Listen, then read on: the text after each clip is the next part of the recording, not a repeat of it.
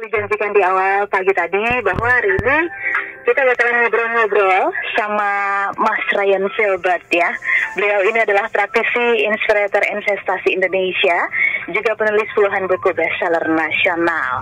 Seperti apa dunia investasi di tengah pandemi COVID-19? Kita sekarang sudah terhubung dengan Mas Ryan Filbert. Selamat pagi, Mas Ryan. Halo, selamat pagi, Mbak.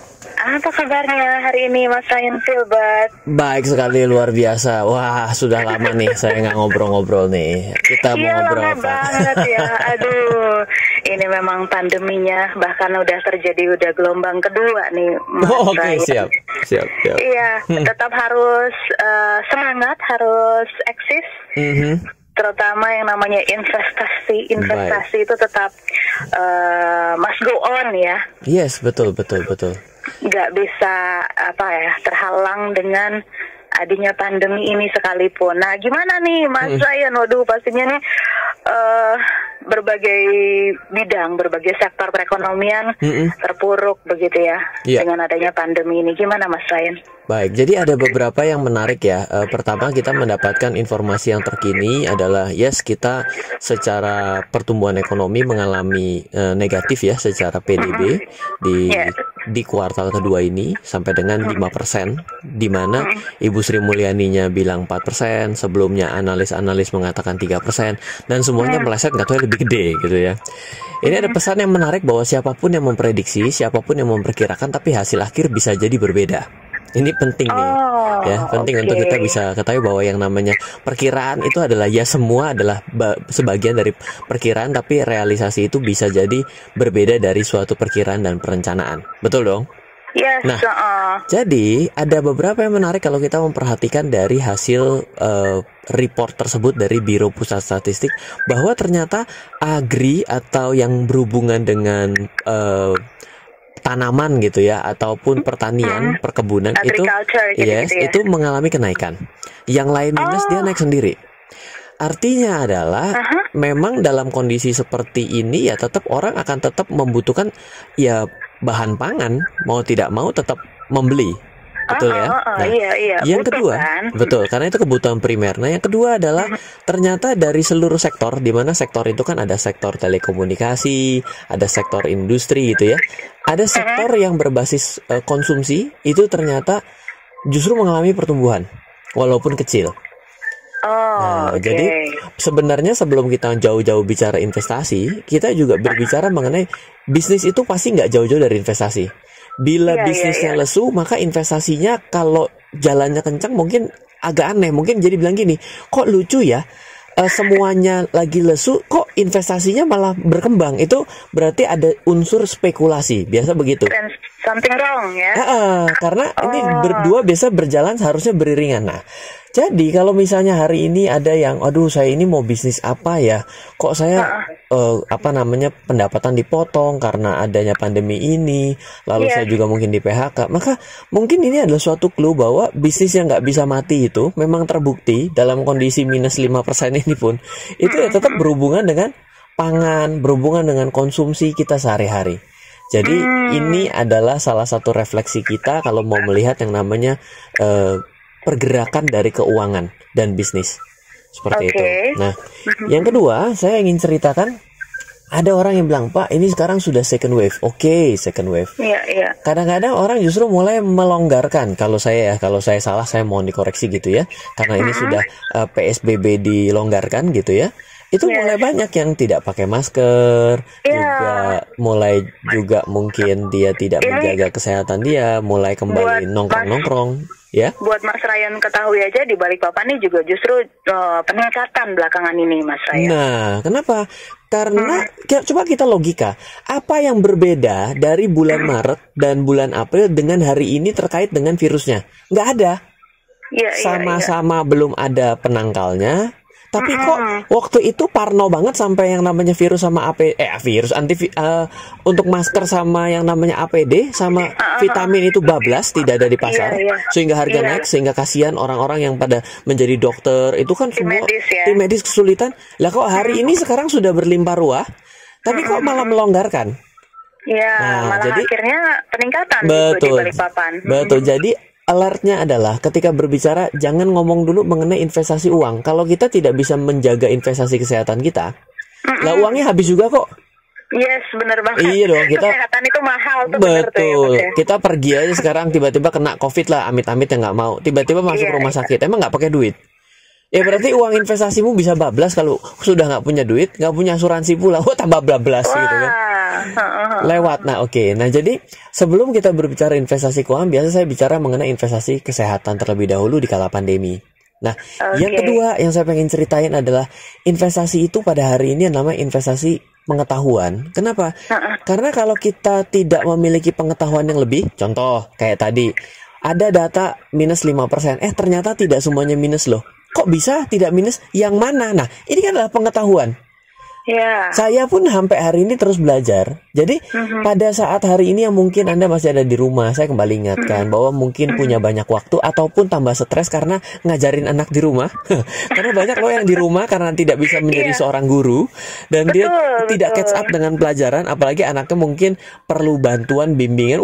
Jadi naik darah sepanang. Nah, ini artinya kita punya banyak waktu lebih di hari ini untuk belajar.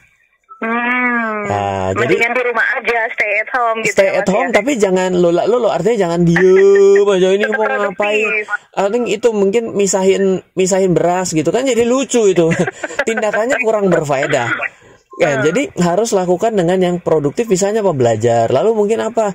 Just calling teman yang misalnya sudah lama, gimana sehat atau enggak? Kenapa? Karena mungkin bisa jadi ada peluang usaha yang hari ini datang dari teman-teman Anda yang hari ini tidak pernah Anda telepon lagi. Betul. Sekarang kan lagi ngetrennya Zoom meeting ya. Zoom meeting, betul. Nah, sekarang bagian yang ketiga. Bagian yang ketiga, yang namanya investasi itu jangan sesuatu yang sudah tren. Misalnya pada hari ini, wah emas nih, mantep nih, 2.000 US dollar per troy ounce nih. Saya tiba-tiba pergi ke toko emas, tiba-tiba mau beli 50 kilo. Wah, langsung digarong orang. Jangan, kenapa? Pertama, bisa jadi Anda tidak ngerti yang namanya emas itu sebenarnya dengan kenaikannya pada hari ini sampai dengan 2.000 US dan meskipun kemarin turun sampai hari ini 1.900-an, itu sudah dari tahun 2012 baru kembali pecah rekor hari ini loh. Jadi 2012 itu pernah harganya 1.920. Jadi ketika hari ini beli di 1.920 juga, sebenarnya harga emas itu selama 8 tahun tidak pergi kemana-mana. Terus dibeli lagi. Berarti kan selama 8 tahun masa penantian ini ada orang yang 8 tahun ini nangis Bombay karena kok saya rugi terus investasi Mas, bener dong? Ada betul yang bilang gini, nggak bisa gitu Mas Ryan. 2012 harga dolarnya kan tidak seperti hari ini. Iya tetap aja sih. Tapi kan nggak jauh-jauh naiknya juga buat apa dikejar. Berarti berinvestasi pada sesuatu yang tidak kita pahami. Nah, justru pada hari ini investasilah pada sesuatu yang sudah begitu banyak berita negatifnya. Loh, kok berita negatif malah diinvestasikan? Contoh, Mas. Ryan stres ya? Bukan, justru gini. Ketika bad news itu artinya lebih baik Anda greedy membeli. Dan ketika yang namanya good news itu adalah lebih baik mulai mereview apakah benar investasi itu benar. Nah ini nih penting loh. Ini pesannya bukan dari Ryan Filbert, tapi ini pesannya dari Warren Buffett, Bapak Ibu. Ini investor paling sakti mandraguna sedunia. Yes. Betul. Dia mengatakan terkaya. Betul. Terkaya keberapa? Kedua atau ketiga tuh? Sekarang mungkin agak-agak geser karena ada portofolionya yang mungkin harus dia jual, tapi tetap sajalah ini sudah proven ilmunya dan dia mengatakan bahwa be fearful when others greedy. Jadi takutlah ketika orang lain serakah. Contoh, emas pada hari ini orang tiba-tiba bondong-bondong ke toko emas padahal dia nggak ngerti. Nah, ini berarti be fearful. Tapi, be greedy when others fearful. Jadi, greedy lah pada ketika orang lain fearful. Contoh, hari ini yang namanya investasi properti ini udah pada tiarap nih. Kok tahu, Ryan? Lo coba lihat harga saham-saham properti itu udah pada tiarap hari ini. Jangan lupa, investasi pasti ada related dengan bisnisnya. Ini investasi yang sehat ya.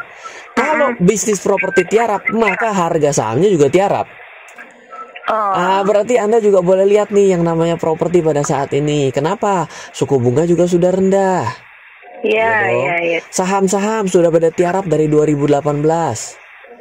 Ini saatnya Anda untuk mereview lagi mana nih saham-saham bagus, apa saham kutu kupret. Jadi saham-saham yang waktu loncat tiba-tiba glosor turun nggak balik-balik.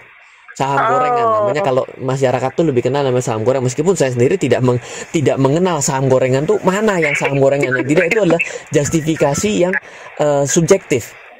Cewek cantik, cowok ganteng. Iya, definisi cewek cantik apa? Rambutnya panjang sebahu atau seleher atau sekaki. Nah kan itu kan subjektif kan. Iya. Jadi makanya mulai hari ini mulai lihat mana nih yang sudah ambrol, beredar turun. Coba lihat selective investment. Jangan dibalik, karena hari ini belum ada kepastian, saya pegangin uang saya ditaruh di bawah bantal. Wah, ini juga salah. Kenapa? Karena pada saat ini sebenarnya ketika Anda lakukan seperti itu, hati-hati loh. Kalau pemerintah tiba-tiba cetak uang dalam jumlah banyak, uang Anda semakin nggak ada nilainya. Jadi tidak bisa yang namanya cash is king, tapi apa? Cash flow.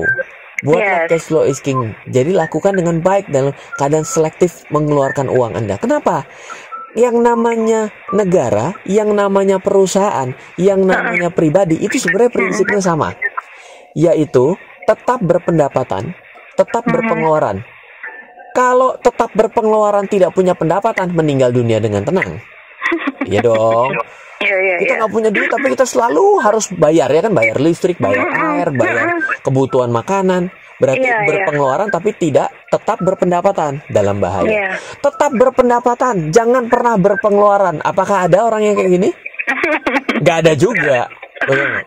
Dan itu akan terjadi krisis-krisis yang berbeda. Nah, ketika bagian tengahnya itu berarti tetap berpendapatan, tetap berpengeluaran. Nah, pengeluarannya itu mesti smart apa? Smart spending.